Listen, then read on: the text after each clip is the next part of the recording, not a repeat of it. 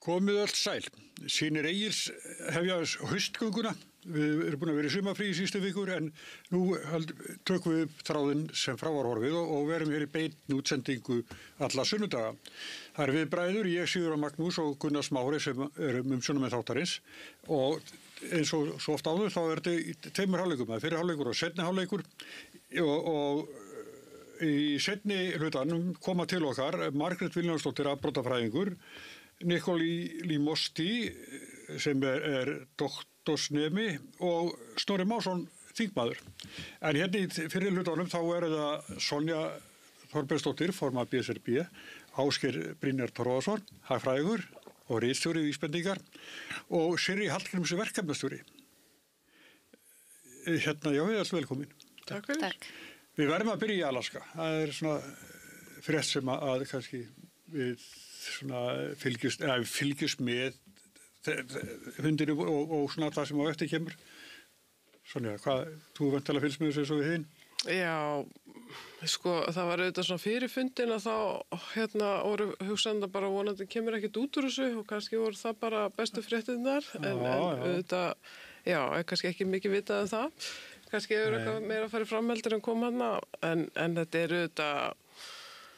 Já, þú veist, að því við nefndum að hérna áður kom inn að við lifum mjög áhugaverðum tímum og þetta verður náttúrulega alltaf áhugaverðara. Það er svona tveir, svona hálfpartin innræði sinnar bara alltaf að ráða ráðum sínum. Já. Annar er yfirlýstur stríðsglæpamaður.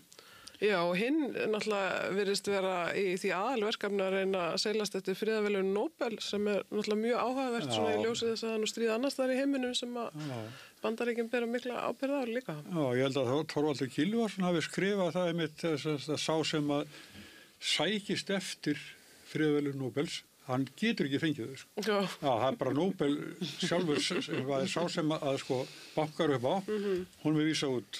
Þannig að hann hafa nátt möguleika þá var kannski búin að eyða þeim. Svo breytast allar reglur í heiminum í dag núna í hverju viku, sko. Já, það er ekki þetta. Já, það er, maður myndi að hugsa bara, þetta er alltaf að verða meira og meira eins og einhver dystopía og ég meina ef þetta myndi gerast, þá væri bara.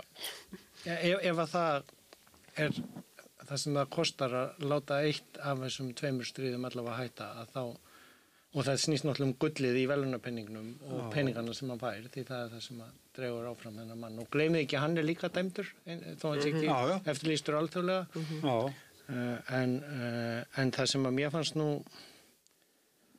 sko ég skrifaði nú í leiðara í vísbendingu á föstudaginn, skrifaði á fimmtudeginum, sko að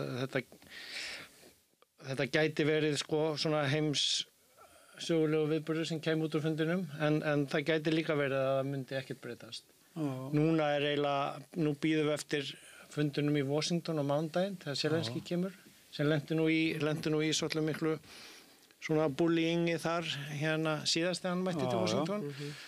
Var aðeins laga þegar hann reddaði sæti þarna í fordyri Péturskirkjunnar í Róm fyrir jarðarför Pávans og þeir náðu einhvern veginn að sættast smávegis en ég var nú að tala við vinni mína í Ameríku í morgun til að heyra þaðan sko og það sem er svolítið áhugavert við þetta en náttúrulega með þessari sýningu, hvað sem maður vil kalla þetta, rauða dreglinum sem að bandaríski hermenn að leggja þarna á malbyggið í herstöðinni fyrir þennan hérna gest að þá er náttúrulega ekki verið að tala um Gaza á meðan. Nei.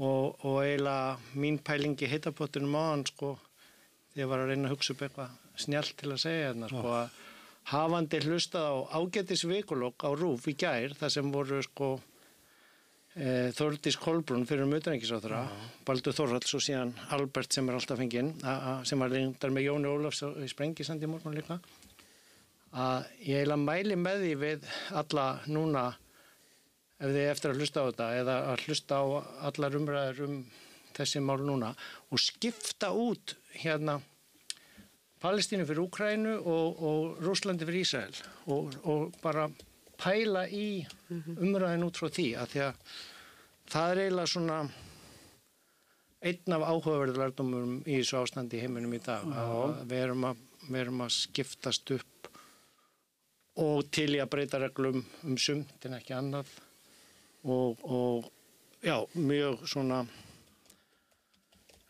áhugaverð, misvísandi umræða, mismunandi stríðin. Við horfum ekki á þetta með einhverju aðdáun, við erum bara, jafnvel bara reið eða eitthvað sko. Það ekki... Jú, ég held að sko ef við bökkum og förum aftur til Alaska, að þá náttúrulega kosningalofvörð Trumps var að ljúka og koma á friði í Evrópu á bara einum sólarhring. Honum hefur ekki tekist það og svo er þessi fundur settur á laggirnar og ég tek undir með Ásgeiri að það er ágætt að skoða svona stóru myndina í kringum það, hvað er búið að vera í gangi áður en að þessi fundur kom til.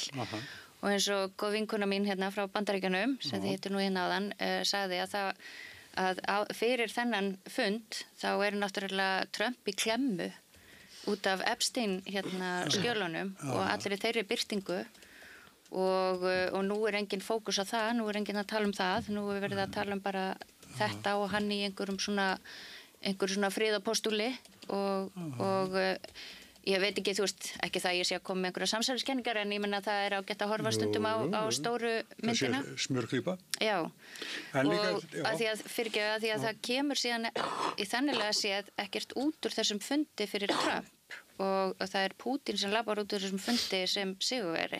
Bæði mætti sem sigur og fór sem sigurveri. Já, og hann styrkir bara sína stöðu og þeir labba þarna út hönd í hönd og hann fær bara far og það er hann fær bara gott atlæti og klappa á öxlinu honum og þrátt fyrir að ekkert hafi komið út úr þessum viðræðum sem er svolítið áhugavert. Og nú er búið að breyta þessu í áherslunni úr vopnahlé í friðarumræður og meðan sko situr Zelenski og stjórna og yfirvöld Úkraínu og hafa í raun og veru ekkert annað í engan annan valkost en bara að bíða og sjá og síðan bara að núna mæta til Washington og taka þátt í einhverjum umræðum og þú veist, þeim er alveg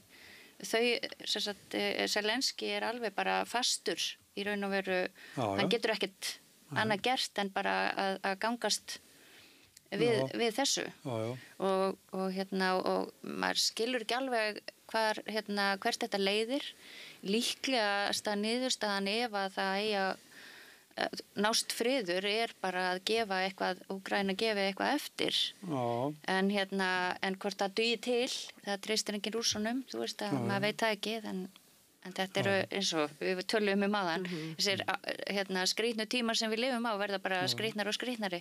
Þá er einmitt þetta, ég menna ef að leiðina friði er að Úkraína gefi eitthvað eftir, þú veist hvað fordæmi setur það, hvað þýðingu hefur það, þú veist fyrir, og það er auðvitað svona stærstu áhyggjurnar og svo er auðvitað bara, já, það verður svo áhugavert að sjá að því að eins og að koma inn á áðan, sko, síðasti fundur Trump og Zelenski, sko, þú veist, að því hann er svo mikið ólíkindtól Trump, þú veist, maður átt að segja aldrei á, það er ekkert endilega að gefa hann hægja sér eins núna, að því hann er kannski einhver öðru bara missjóni, en þetta verður náttúrulega mjög áhugavert. Það er Smári. Með fundin við, ég átti samtal við Hilmar Þór Hilmarsson, prófessor, á fimmtudaginn og var að spá fyrir hvað myndi koma út úr fundi og það sem kemur út úr fundinu væri að Pútín yrði sigurvegari, að fengi viðurkenningu því að Rússar væru á leiðinni aftur inn í alþjóðasamfélagið sem að þessar myndir sem að þau eru að vísa til að hann á rauðum trygli og hann talar fyrstur á blaðamannfundinum eru allt sama svona ábendingar til þess að það væri. Evrópuleiðtogarnir hafðu lagt ákveði fyrir fundin að Úkraína yrði hluti af friðarviðræðunum, ekki yrði samið breytt landamæri án þeirra, að þeim yrði tryggð eitthvað öryggi, varnir fyrir frekari árásum Rússa og ef fundurinn yrði árangurslaus að þá yrði hert á refsiaðgerðum. Trump lýsti yfir eftir fundinum að það væri engar refsiaðgerðir á leiðinni, þessi svona tollar á lönd sem hafa tekið upp viðskipti við Rússland eftir að Evrópa hætti þeim, eins og Indland og Kína, að þeir eru farinir út á borðinu, hann var svona talað um það í vor og snemma sumars og var alltaf að ýta því undan sér, en hann lýsti yfir eftir fundin að það yrði ekki.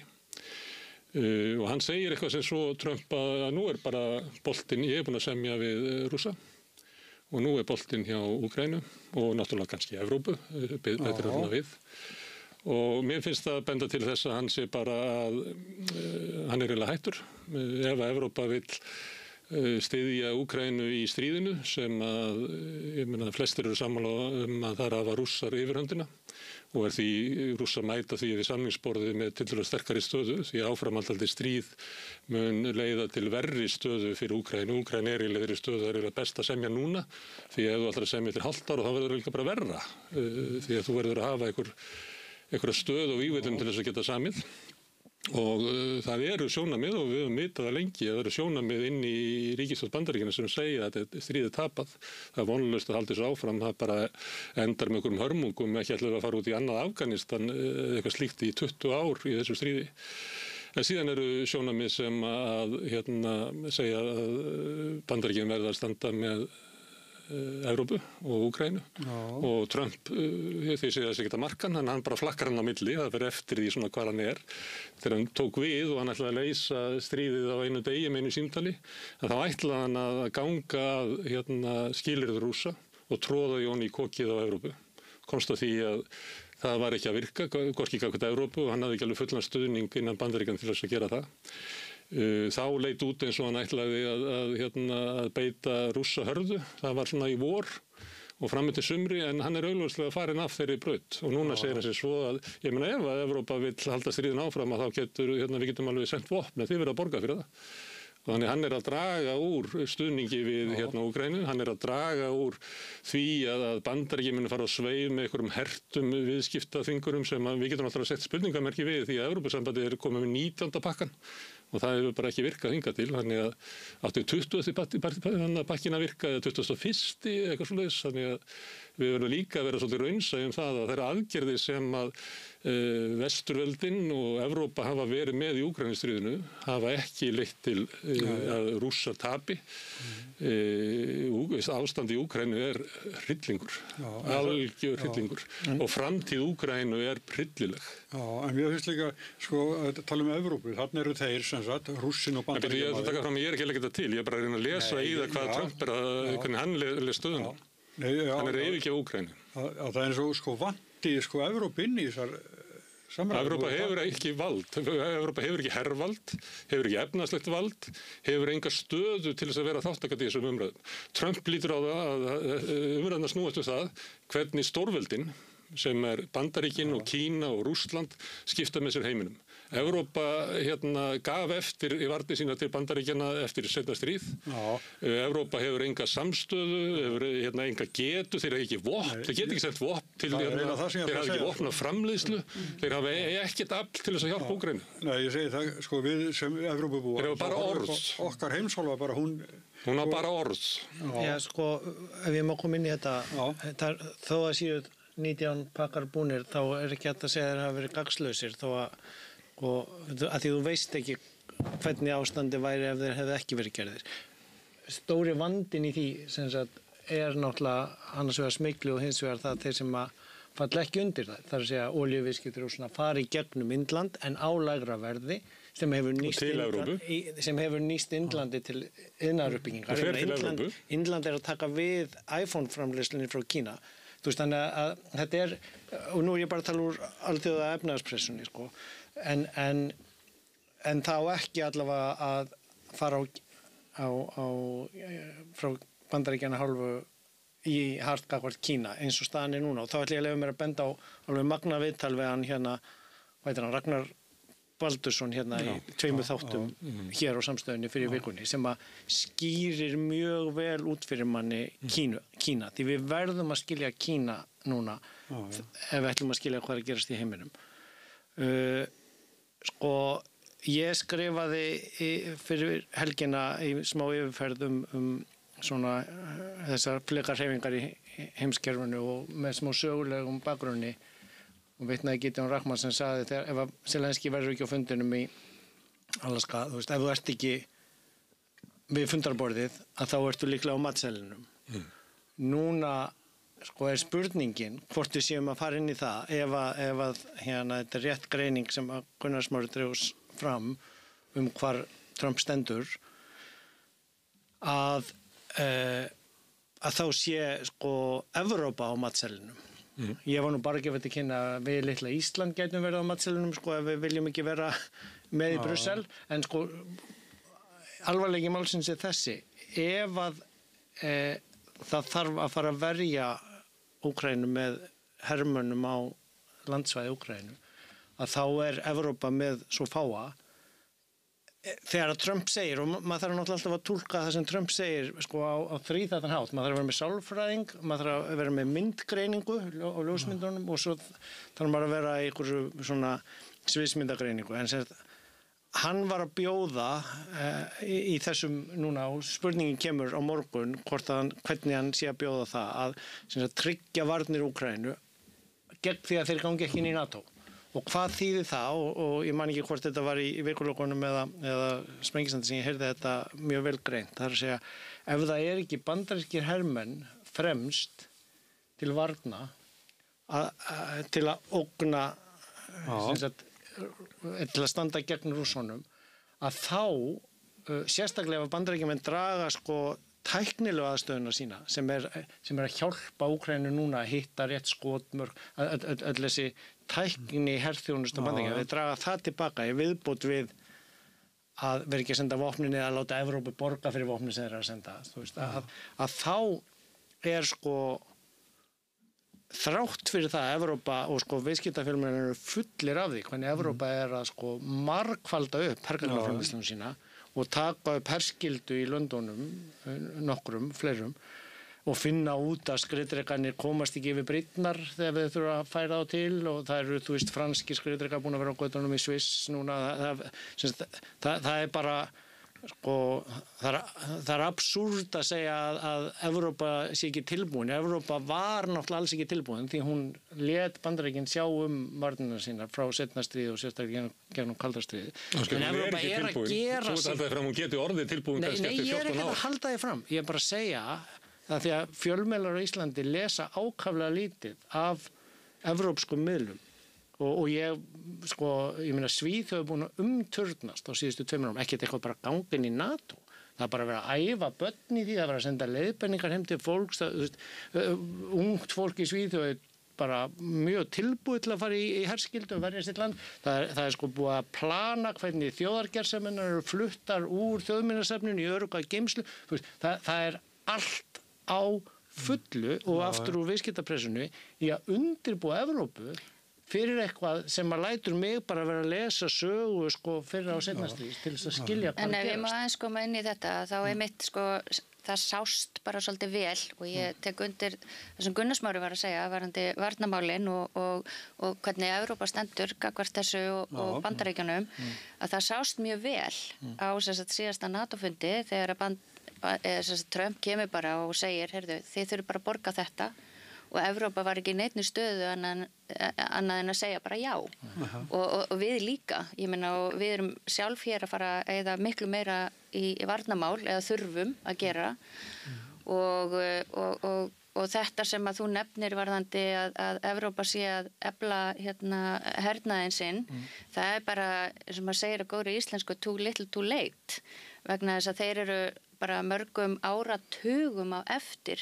í þróun vopna og vopnaframleiðslu og annað slíkt að því að þeir hafa algjörlega látið, eins og þú sagðir, Bandaríkjamenn sjá þetta og nú sést líka bara varðandi þennan fund í Alaska að það er sko NATO sem að er lykil þáttur í varnarmálum í Evrópu og í því samhengi langar maður að nefna á svolítið skrítið að hér sé verið að tala einhverja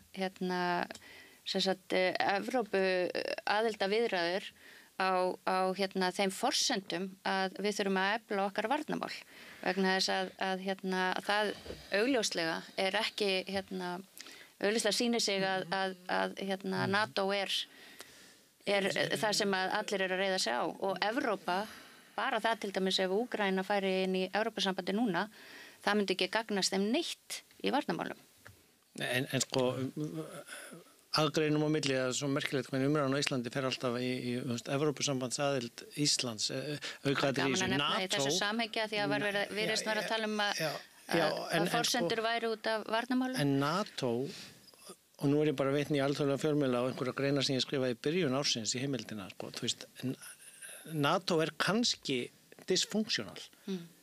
NATO var í sinni stærstu existential krísu þegar Trump fór inn á fundin 2018. Ég rifjaði það upp eftir mjög vandað úttekt, 5 blaðamenn í 5 mánuði sem talaði við alla 150 mann sem voru á NATO-fundunum 2018 sem kom út fyrra sumar. Maður vil skilja hvernig Trump þar byrjar að brjóta upp NATO.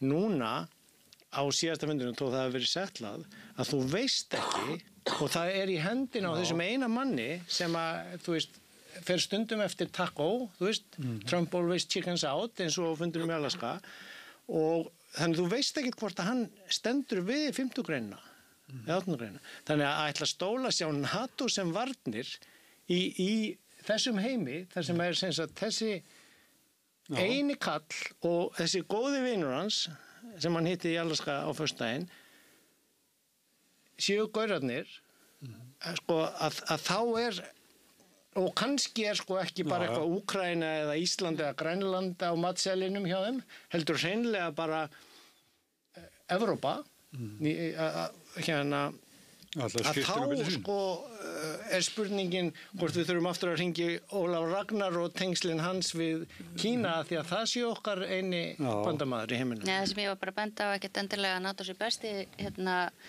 góði kostur en það eini kosturinn sem en Evrópusambandi það allavega ekki sko.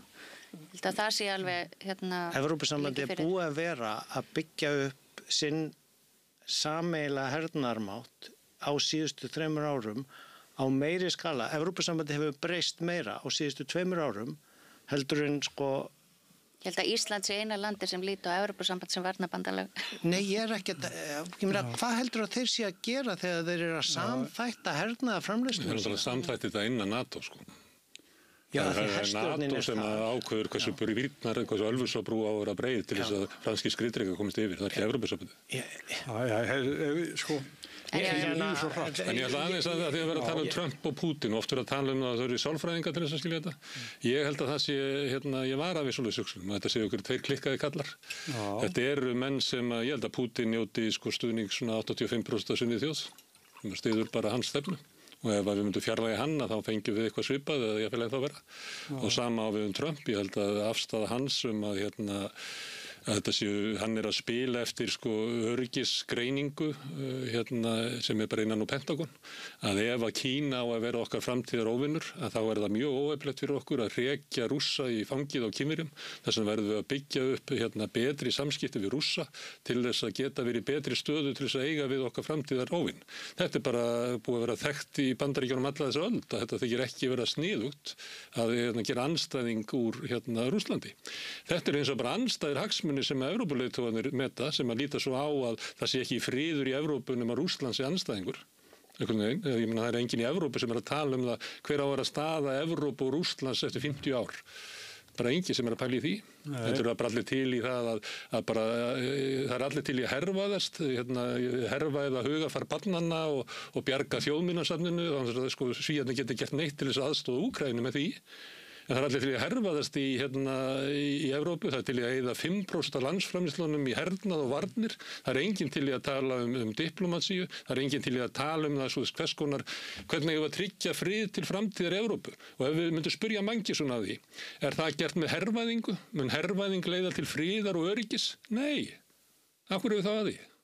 Ég held að séu samt fyrst og fremst að undirbúa þessu undir þessu í Svíþjóð og maður hefur þess að kannski sterkast hjá þeim af hinum Norðurlandaþjóðunum og ég vísa bara í þær umræðar sem átt sér stað á svona Norðurlanda vettvangi samtaka launafólks að þá alveg umræða þar sko hvernig eigum við verkalýðshreyfingin að undirbúa okkur undir stríði í löndunum okkar, hvað getum við gert fyrir okkar félagsfólk. Já, sko, en ég held þegar þú ert með raunverulega, þú veist, hvað maður segir, þegar þú átt við þetta etja Það ég meina það alltaf númer 1 að búa til friðin en ef allt annað bregst Hvernig hélt Svíþjóð frið við Sovétríkin og rússneska keisaradæmið?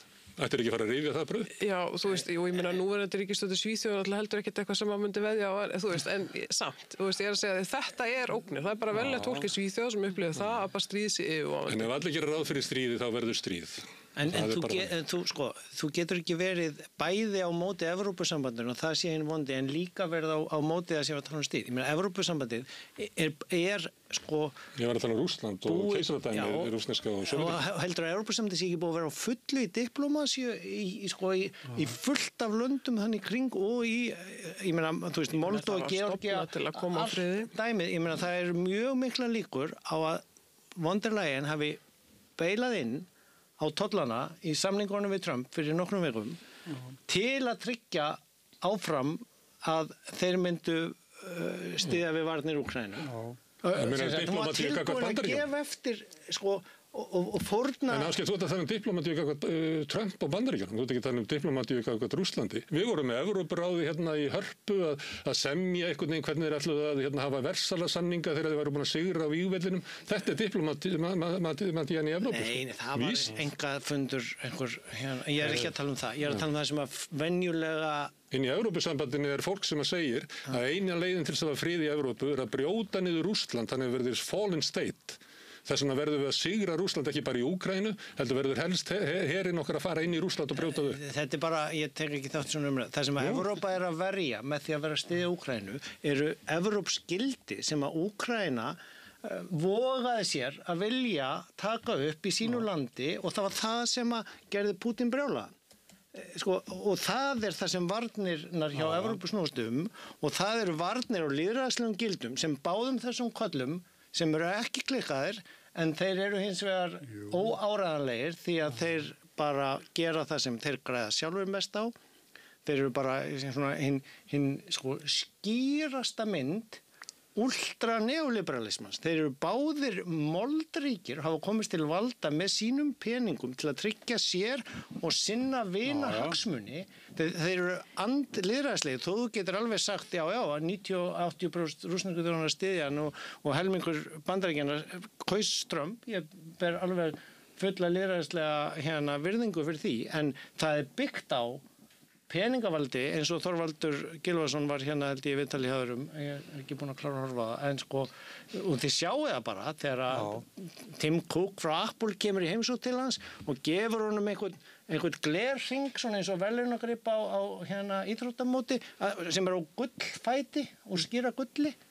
Þú veist, þetta er sko, þetta er performatív sýning á mútum af því það er það eina sem að þessir kallar sem að ráða ansi miklu í heiminum ganga á og ef að Evrópu verður slátrað étin á þessu borði þeirra að þá er eiginlega það næsta sem við komumst einhvers konar lýðræðisskilningi, þetta sem að Ragnar var að lýsa ágætlega með hvernig kommunistaflokkurinn í Kína virkar, það sem eru þó bjúrókrasa sem ákveða eitthvað svona eins og í Brussel og einhvers konar samkomulag eitthvað þó það sé reyndar sko ekki eins og mín hugmyndin það sem ég var að segja að brjóta niður Rússlands er haft eftir Kaiju Kallas sem er í framkvæmdastjórn Evrópusambandsins og fer með öryggismál. Þannig ef þú vilt ekki tala við hennar sjónarmið, þá er það bara þitt. Hún er náttúrulega að tala í diplómasíu. Hún er sér með utanríkismál og öryggismál í Evrópusambandinu. Hún er með þessi viðhorf.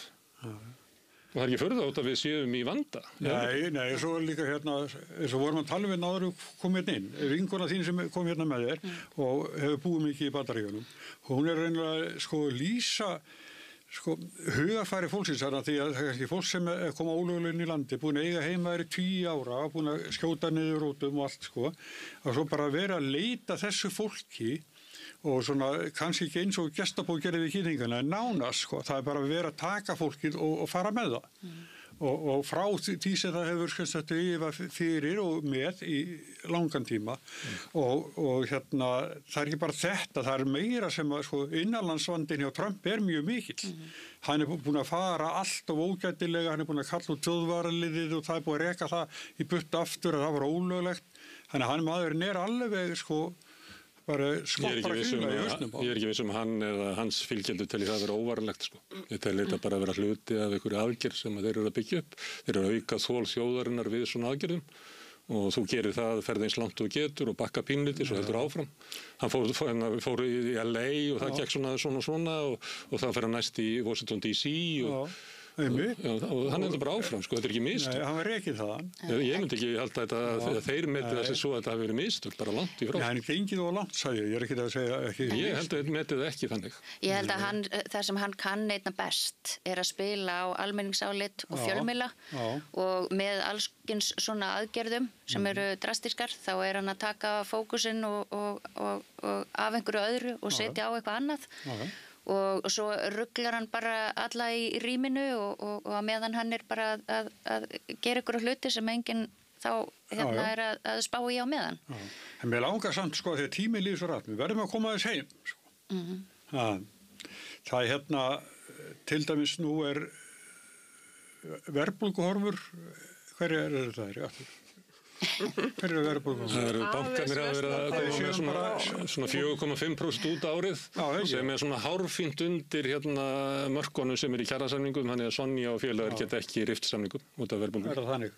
Já, þess að með ágúst núna, 2025 að þessi 4,95. Þetta er auðvitað forsenda ákvæði samningum SÍ-félag og SA, þannig að það væri þau sem myndu koma að borðinu. Einhvern veginn í grunninn að þá eins og ég sé það, þó að þú veist það sé svolítið síðan og ég var að segja það maður svona kom úr sumarfrí, maður að dusta reikið af því sem maður einu sinni myndi og kunni, en þá held ég að sé ekki mikið í þessu sem að leiði til einhvers konar uppbrots á kjarasamningum, en þetta eru þau best í þess fallin sem að sitja í forsendunefndinni að ræða það og skoða það, af því að þú varst að spyrja sko hvað gerist nú? Það eru bara kjarasamningar í gildi á almennu vinnumarkaði hjá nánast öllum til janúar 2028 og massa apríl hjá okkar félögum og opinberu vinnumarkaði. Og engin uppsagnar ákvæði. En vextir, verða þeir óbreyttir, heldur það á Simpsonar? Ég veit ekki hvort ég... vísbendingar að ég veit ekki hvort ég á að vitna í það sem er úr alþjóðlegu pressunni, að því að stundum er svo furðulegt hvernig það kemst ekki inn í fjölmiðlana hér á landi, en verðbólguhorfur í Bandaríkjunum er að rjúka upp núna, að því að tollarnir eru að kikka inn og þannig. Hér á landi, ég held núna þarf maður að vera að fylgjast með genginu og það er nú bara gruna mig hún sé vitið að beint en hægt að hreyfa það af einhverjum svona stórum aðlum. Ég meina Seðlabankinn hefur náttúrulega verið að grípa inn í þannig að svolítið hraustlega eða ekki, hann hefur gripið svolítið hraustlega inn í að halda krónunni niðri. Og það er, þú veist, náttúrulega útflutningsatvinnuvegir vilja það. Við erum svolítið að keyra á þessu gamla stýrikerfið og heimurinn hafi breyst og það er ekki að láta pólitíkus að biðja gengisfellingu en þannig að ég Þyrfti að fella ekki í það? Er krónan of sterk?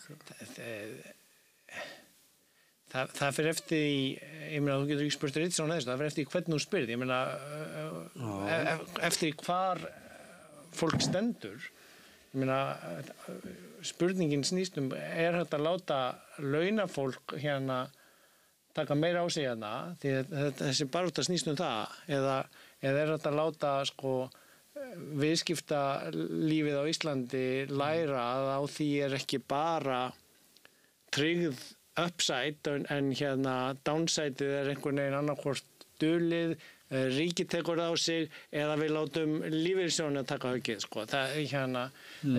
þannig að ég held að þeir ef við ætlar að þvinga mig að spá, ég held að þeir breyti ekki vöxtunum þó mér finnst þeir rætt að gera það því að það náttúrulega eru að einhverju leyti það sem er að valda atvinnulífinu líka vanda og ég meina ef við ætlum að hugsa sko,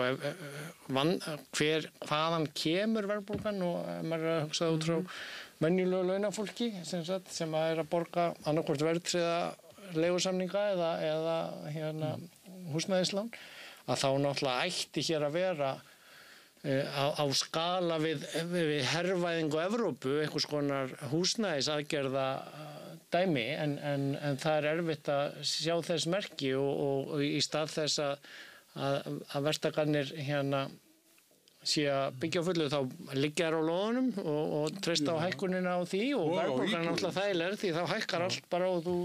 Alltaf hátt vaxtastig líka alveg áhrif sem er, já, það er þessna sem ég var að segja, það þarf náttúrulega að lækka vextina ef maður ætlar að leysa úr vandanum og náttúrulega myndi leysa úr vanda sveitarfélaga og ríkissjóðs líka með því að lækka vaxtastigina en það er eins vegar sem ég hef kallað oft hér og lengi, ég meina velferðaríki kapitalisins, það er tryggt svo vel að kapitalið fái sitt og tapi ekki, þó að í eðlilegum kapitalisma ætti það stundum að tapa og þar situm við bara í klemmu og heimurinn er kannski að fara inn í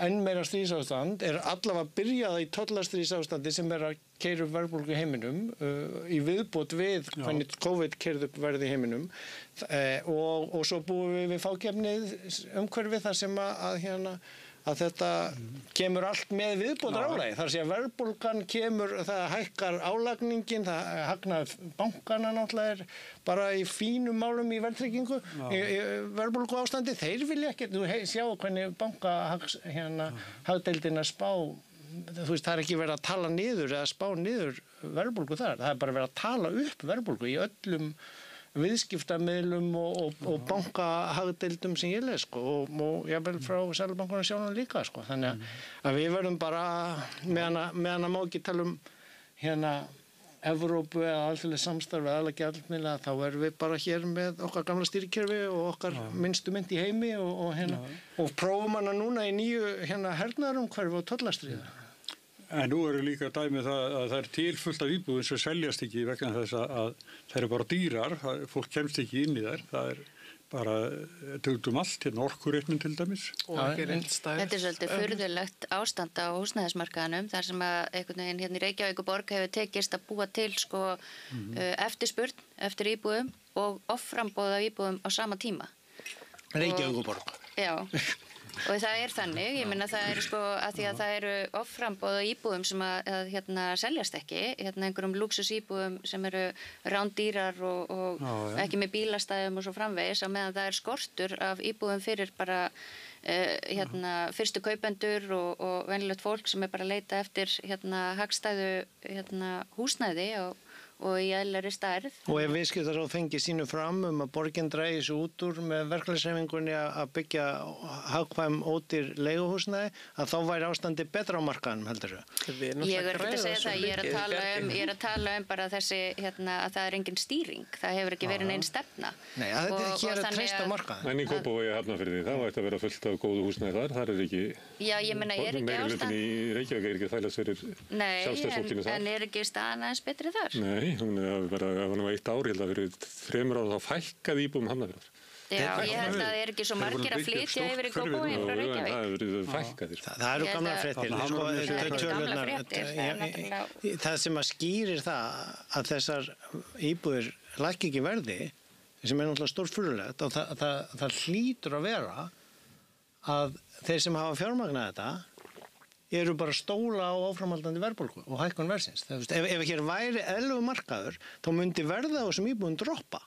Og markaðurinn myndi leiðrétta sig. En það er ekki eðlilegur markaður á Íslandi, hvorki í matvælum, bensínsölu eða húsnæðismarkaður. Fyrir utan að húsnæðismarkaður er ekki eins og markaður með kartöflur, þar sem að frambúð eftirspurn ræður verði, heldur tekur langan tíma að byggja, það er aðgangur á lóðum og fleira og reglugerð umhverfið. Þannig að hér er bara að kristallast út sambland af vissulega Hvað meinarðu hvað er eðlilegur markaður, hvað er eðlilegur fasteignamarkaður? Hérna er bara, sem sagt, í Reykjavík, þá bara voru boðnar út lóðir og það er einhverju verktakar sem að fá að byggja á þeim. Það sem kannski hefur skort er að það lá ekki fyrir hvað mikið þeir getur byggt á einhverju ákveðnu svæði, hversu nálægt götunni og varandi hljóðvist og birtustig og eitthvað slíkt. Og ég held að það sé ein ástæðan fyrir því að megnið af þessum íbúðum þessum nýju íbúðum ekki að seljast vegna þess að þær eru bara of dýrar með að við gæði. Já, það sem að áskilja ef það væri eðlilegu markaður eins og markaðurinn okkur sagt að sé, en náttúrulega hvergi á Íslandi, að þá myndi verðið á þessum íbúðum lækka og það myndi leita eitthvað jafnvægis. En það lækki ekki vegna þess að bankarnir sem hafa lánað til uppbyggingar á þessum fyrirtækjum meta það sem sína hagsmuni meiri að halda verðinu uppi, því ef það myndi lækka þá þyrftir að endurskoða eignir allra fasteignafélagana og allra verktakafélagana og það væri meira högg fyrir bankan að gera það heldur en að bíða og vona og sparka sér í dós aðeins niður eftir götuna í vonum að þetta lægist ekkert með seinna. Og þeir 30% í vísitölunni og heldur uppi verðbólgunni áfram. Og svo náttúrulega líka bara þá verðtaka sem að sitja á íbúðum til þess að sitja ekki mikið inn á markaðin til þess að hækka ekki. En sko, ég meina, það alveg svona áhugavert hvað þetta getur verið mikið Groundhog Day þessi umræða þegar við erum alltaf að tala það sama. Ég myndi stærsti liðurinn sem að drífur áfram verðbólguna, húsnæðisliðurinn. Og það búið að vera sko, með síðustu ríkisstjórn og kannski meira núna og þá eins og með samtali við Reykjavíkurborg milli verkalýðshreyfingarinnar. En þá þetta, þú veist, þessi að þurfi þessa hugsunarbreytingu eða stefnubbreytingu að markaðurinn sé ekki að fara að tryggja öllum húsnæði og við lítum á þetta sem mannréttindi og það svona, maður finnur það svona aðeins að verða viðhorfsbreyting en þá þetta kemur alltaf þetta, þú veist það þarf eins og áskapinni var að segja og það þetta búið að krafan í mörg ár að það þarf einhverja sko stórfellt átak og þetta stærsta og mikilvægasta hagsmunamál launafólks hverju sinni, svo reyndar líka aðeins í fréttum heilbrigðiskerfi í vikunni líka og svona í mínum huga, þú veist, þá þetta húsnæði og heilbrigðisþjónustan, þú veist, þetta eru þau verkefni sem að við í verkalýðshreyfingunni verðum að horfa hvað mest til núna í haust. Og það var auðvitað undirritað þessi viljayfirlýsing ASÍ og BSRB og Reykjavíkurborgar í vor og vonandi skilar sú vinna einhverju en það auðvitað þannig að það ákveðlega svona þétt laga umgjörðum sem að tengist uppbyggingu. En nú eru þið með samninga í mörg ár, bæði ASÍ og BSRB og allir. Þannig að þið hafið ekkert afl til að ná fram einhverju þrýstingi á stjórnvöld til þess að breyta húsnæðisstefnunni. Og höfum aldrei gegnum söguna bara náðu einhverju gegn ef að kjarasamningar eru í gildi? Gegnum sko með verkfallsvopninu. Já. Tengslum við kjarasamninga. En þegar ekki kjarasamninga, þið ekki bara í þjóðhagsráði eitthvað að tala og þar situr SA og viðskiptaráð og allir þeir félagar og svo ráðherrarnir einhvern veginn að reyna að búa til eitthvað aðgerðir sem að einhverju plástra og svona þannig að bara húsnæðisstefnan búin að vera síðan í 20 ár. Já, sko, hún virkar ekki, en það ekkert gert til þess að byggja upp nýja húsnæðisstefnu. Men þú samt komið núna með nýja ríkisstjórn, þú veist, sem var bara að setjast. Þetta ekki eitthvað sem við leist á einni nóttu. Við vitum auðvitað hvernig síðasta ríkisstjórn var að þar voru 2/3 hluta ríkisstjórnarna sem vildu gera eitthvað í þessum efnum en ekki 1/3.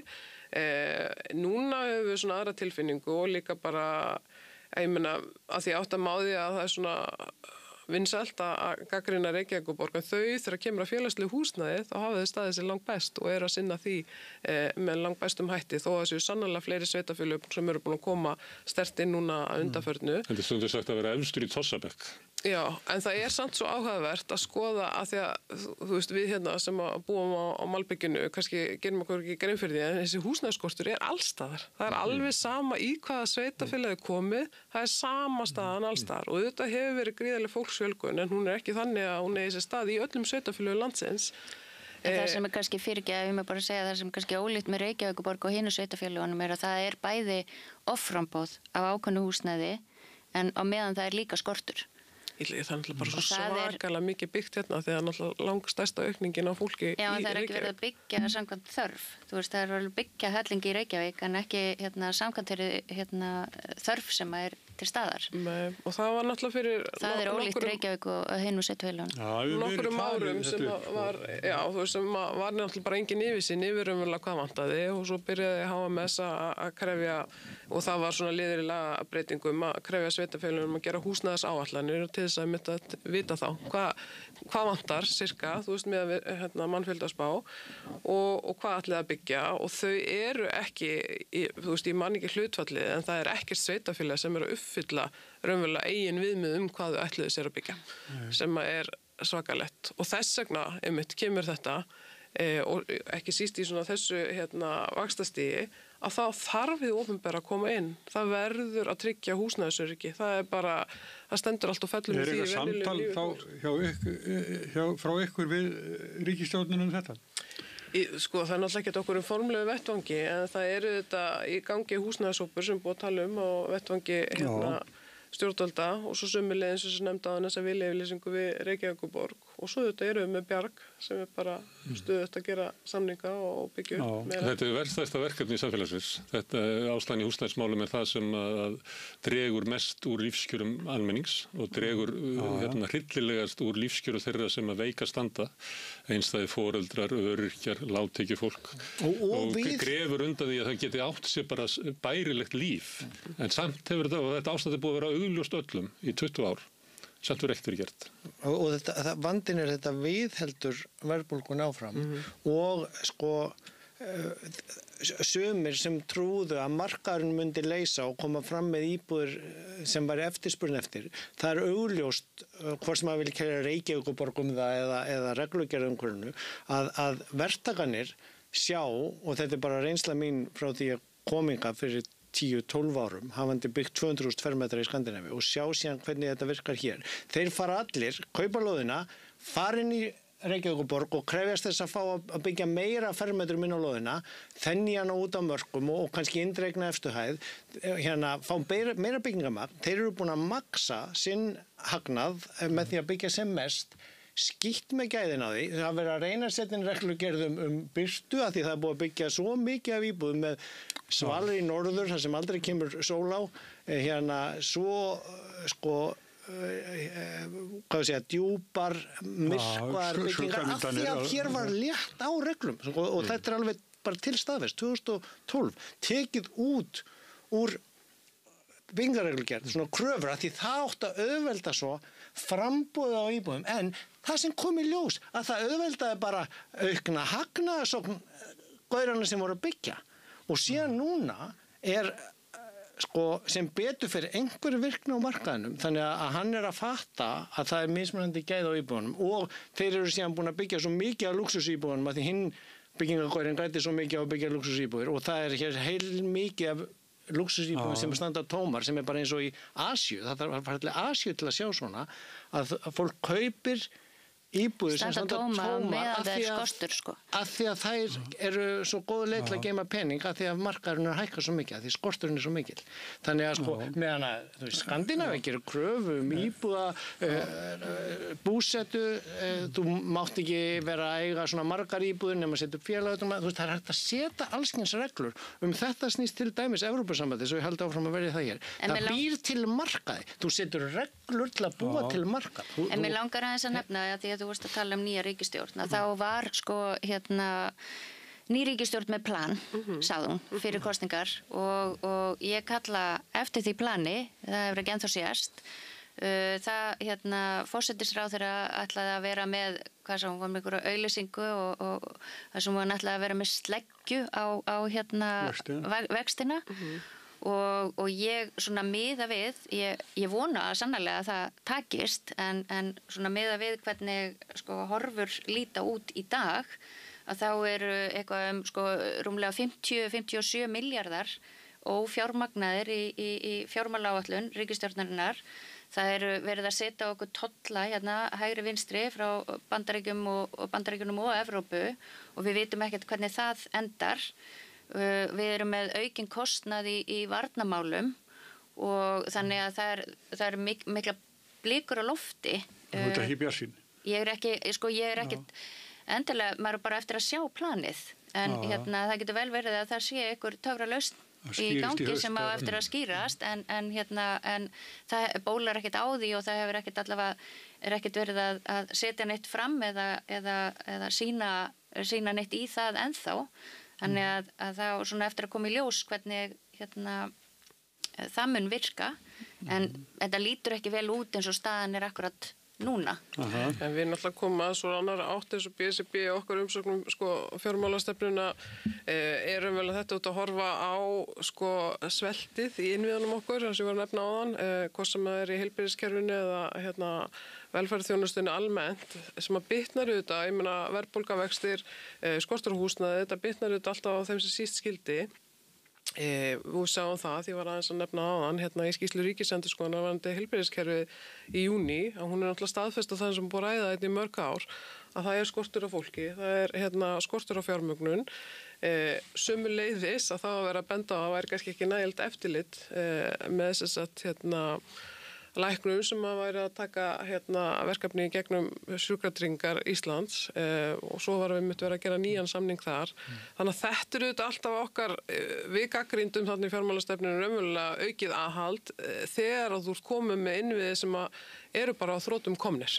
Má ég taka þennan bolt aðeins bara að benda á 2 þetta helst þætti í RÚV ég held að vera á miðvikudaginn og föstudaginn sko, sem RÚV sjálf tók ekki einu sinni upp inn í fréttina sem var olli mér Við fjöllum það í okkar fréttatíma. Já, en það snýst það að sko Sjúkratryggingar og Tryggingastofnun hvað stofnun heitir núna, lagði niður eftirlitsdeildina sína af því að hún vildi rukka læknin á klíninginni sem hafði ofurrukka ríki 80 eitthvað milljónir, vildi allavega rukka hann 30 eitthvað milljónir ef ég endur segja hana þá rétt.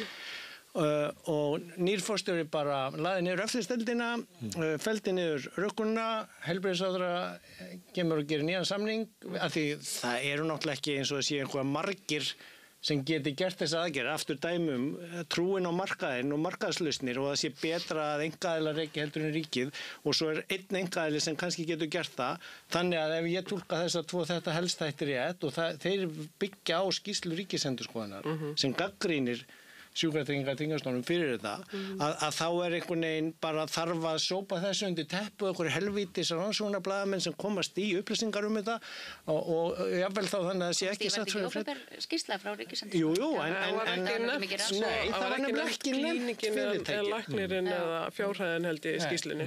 Og meðan á sko allir sem meðan að allir vita að þessi stofnun sko á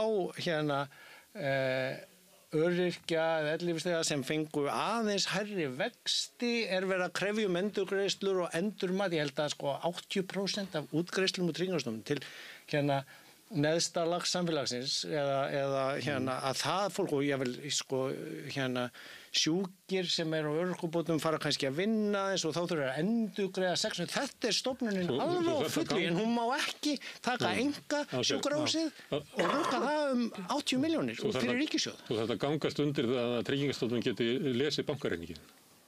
Þú þarft eiginlega að opna fyrir það að Tryggingastofnun hefur bara aðgengi að bankareikningum. Já, og fólk alltaf að endur. Ég með doktorspróf í fjármálum og ég erfiðleikum með að skilja hvernig fólk í kringum mig að fá endurmat og endurreikning. Mér langar að segja eitt í sambandi við húsnæðismál og markaðinn.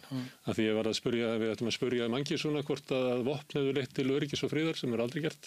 Við ættum líka að spyrja Mangisuna hefur það einhvern tímann gerst að markaðurinn hafi leyst húsnæðisþörf kannski 3/4 þeirra sem eru með lægstu tekjurnar. Nei, það hefur aldrei gerst. Það hefur aldrei sáhluti fólks, eða sem getur verið 3/3 eða jafnvel helmingur, hefur aldrei búið við ódýrt og öruggt húsnæði nema með aðgerðum ríkisvaldsins. Og þannig að það að vera alltaf að bíða eftir að markaðurinn leysi þetta einhver svona geðviki, einhver bara klikk. Og kenna svo Reykjavíkurborgum þegar markaðurinn leysa ekki. En þá ég líka að fá að gera þess ásker að mæla með þetta helstætti frá því maí, júní. Við talum 2 leigjendur Bjargs. Sem að náttúrulega bara til þess að fá þessa svona mennsku inn í þetta og þetta viðtali fólk sem umverulega að lýsa því hvernig það að búa við húsnæðist öryggi með börnin sín, eiga ekki von á því að leigusalinn sé bara mætturinn á gólf hvenær sem honum dettur til hugar eða að selja ofan að þeim, að þær hafi efni á að kaupa, þú veist, nauðsynja hluti fyrir börnin sín. Og þetta saga sem maður má segja. Við vorum með rauðaborð, ég held ég að gert 2 rauðaborð það, það sem við verið að tala við fólk verkamannabústaðakerfið sem var. Tala við fólk á Siglufirði og allar kynslóður alveg út í konur sem að voru börn og úlingar þegar að mæður þeirra fengu úthlutað í Grafarvogi sem eiginlega svona síðasta úthlutunin. Og og að hlusta á hvaða afleiðingar þetta hafði fyrir fjölskyldusögu viðkomandi og hvaða afstöðu þetta fólk hefur til félagslegra húsnæðiskerfisins. Ég held að sé hollt að hafa það í huga, sérstaklega með að hlusta á viðskiptaráð, vera að tala hvaða afstöðu þeir hafa til sem líta á þetta sem bara einhverja glæpastarfsemi. En talandi það að viðskiptaráð var að eiginlega gefa þessari ríkisstjórn bara hæstu einhvern.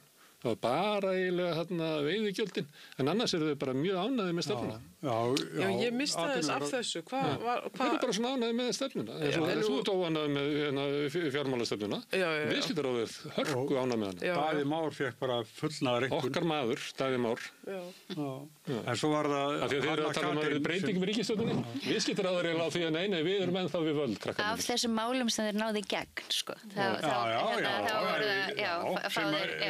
Viðskiptaráð segir þeim er alveg lofa eins og þið viljið og hafa hana rólega og lofa öryrkjunum hín og þessu þið mikið það eins og en ekki breyta neinu nema sem við samþykkjum. En ég meina það má alveg gefa viðskiptaráði prikið kladdan fyrir, ég meina þetta er árangur þegar þú nærði einhvern veginn að heila þú ansi stóran hluta þjóðarinnar þannig að stærsta vandamáli á húsnæðismarkaði sé að verkalýðshreyfingin sé að byggja fyrir tekjulágt fólk og sömuleiðis að það þurfa að tryggja ríkissáttasemjari getur bara stöðvað verkföll og hverju er ég að gleyma? Þetta er búið að vera röða, fyrir ekki á auðvitað, aðalega, þið opinbera, blýantsnægandi fólki sem er bara einhvern veginn að kreista fé út úr hinn opinbera. Það er ekki annað hægt en að dáðsta svartadauða hvað hann var stórkostlegt fyrirbrigði og hvað hann hafði mikil áhrif.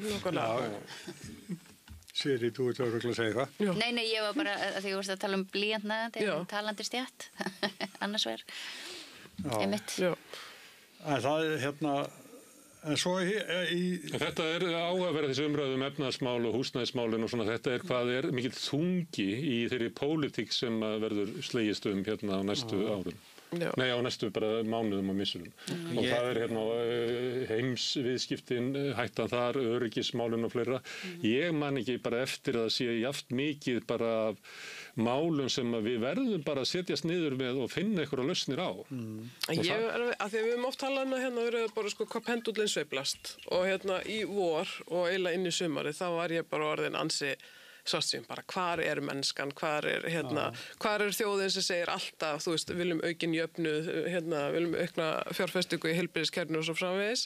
En svo einhvern veginn í sumar þá komið þetta allt aftur. Ég held að pendullinn sé að sveiflast tilbaka. Ég ætla bara að vera þar. Hvernig þá? Menn eru út að má greina afstöðubreytingu jafnvel upp til leiðtoga Evrópu varðandi Gaza? Eða hvað þetta benda á?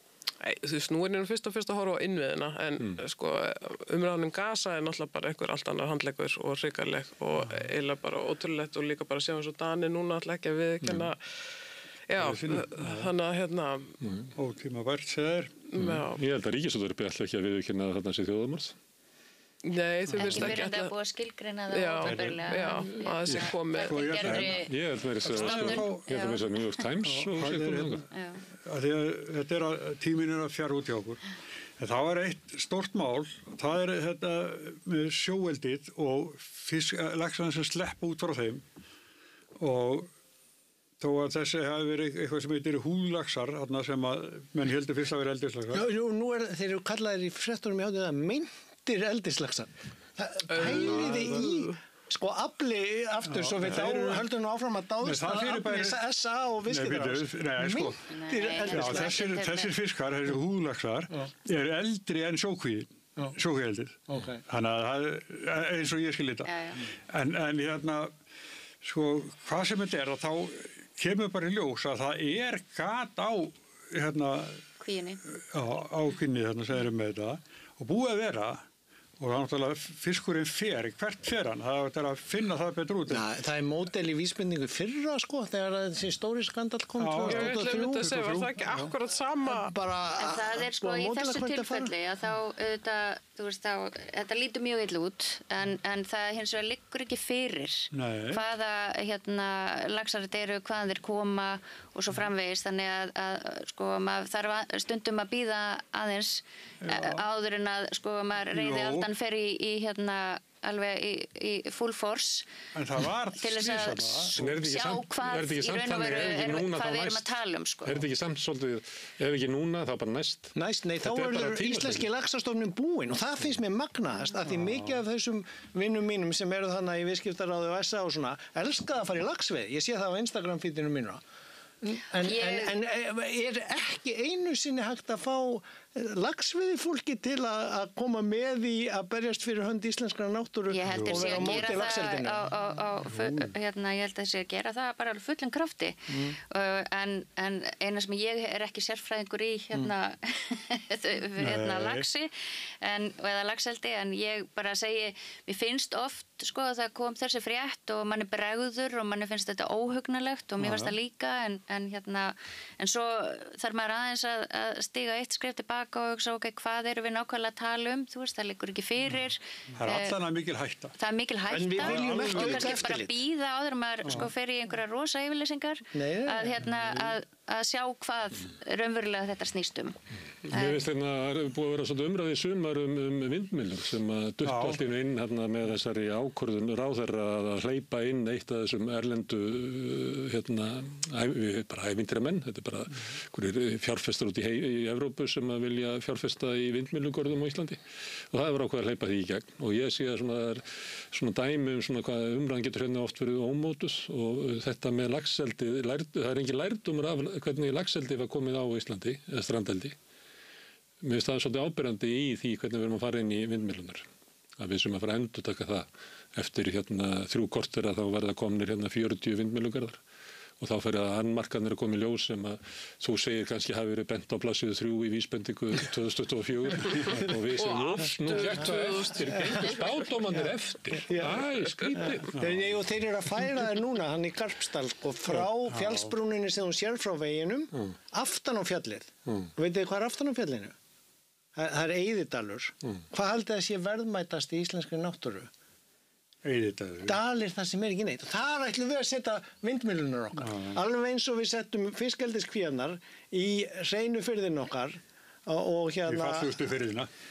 Bara að því normenn voru búin að banna það og við höfum minnsta reglur því við erum svo á móti eftirlit og íþyngjandi regluumhverfi og við lokkum hingað Mér finnst þau bara með mjög íþyngjandi regluumhverfi. Ég held alls ekki að segja, kannski ekki í því en ég er bara að meina svona heilt yfir þá er Ísland bara með mjög mikið eftirlit og eftirlitsstofnunum.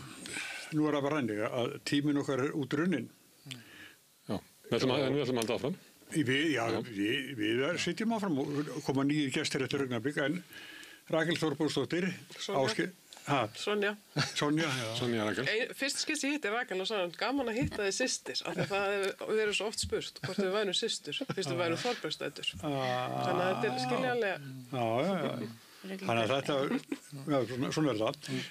Ásgeir Brynjar Torfason og Sirrí Hallgrímsdóttir, verkefnastjóri og við Við tökum á móti gestum við ætlum að ræða innflytjendamál, kannski flóttamenn, kannski glæpatíðni, kannski rasisma. Það er svona öll þessi mál sem að hafa einhvern veginn blandast saman í íslensku umræðu, ekki síst núna í sumar. Það koma alltaf gestir eftir örskamastund. Ég heiti Kristinn Sigmundsson og styð Samstöðina. Samstöðin er óháð sjónvarpsstöð sem fjallar þjóðfélagsmál á vandaðan og yfirvegaðan hátt. Ég skora á ykkur að styðja hana með því að gerast áskrifendur. Samstöðin er ómissandi. Samlokubrauð, maltbrauð, tékkneskt-brauð, súrdeigsbrauð, brauð ársins, Bernhöfts bakari, íslenskt handverk síðan 1834. Alþýðufélagið er eigandi Samstöðvarinnar. Markmið félagsins er að auðga og bæta umræðu í samfélaginu. Allir geta gengið í Alþýðufélagið með því að skrá sig fyrir áskrift að Samstöðinni. Samstöðin.is. Hjálpið okkur að byggja upp dreifikerfi Samstöðvarinnar með því að læka síður Samstöðvarinnar á YouTube og Facebook.